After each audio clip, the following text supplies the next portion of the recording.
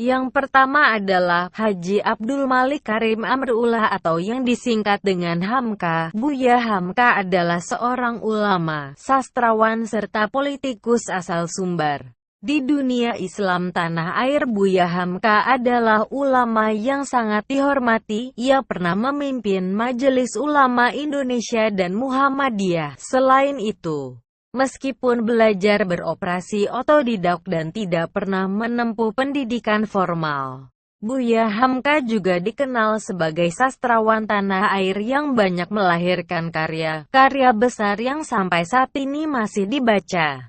Di antaranya adalah Di Bawah Lindungan Ka'bah dan Tenggelamnya Kapal Van der Veek yang baru saja difilmkan.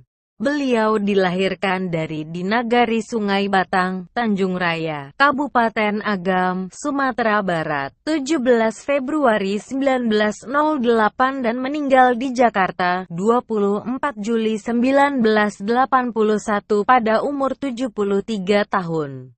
Yang kedua adalah Abdul Muiz, lahir di Sungai Puar, Agam, Sumatera Barat, 3 Juli 1883 dan meninggal di Bandung, Jawa Barat, 17 Juni 1959 pada umur 75 tahun. Beliau merupakan Datuk Tumangguang Sultan Sulaiman yang merupakan seorang Demang yang selalu menentang kebijakan Belanda di daerah Agam.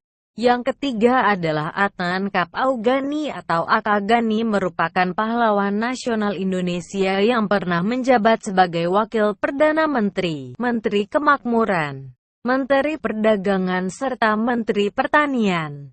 Gani dilahirkan di Palembayan, Agam, Sumatera Barat pada 16 September 1905 dan meninggal di Palembang, Sumatera Selatan pada 23 Desember 1968 pada umur 63 tahun.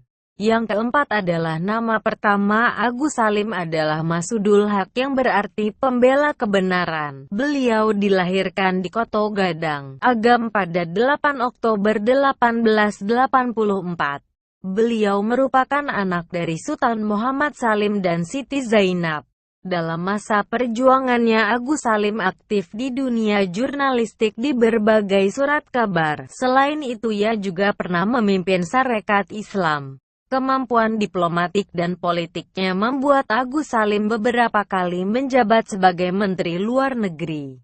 Yang kelima adalah Bagindo Aziz Chen adalah tokoh asal Kota Padang. Beliau merupakan wali kota Padang kedua setelah kemerdekaan menggantikan wali kota Padang sebelumnya Mer Abu Bakar Jar.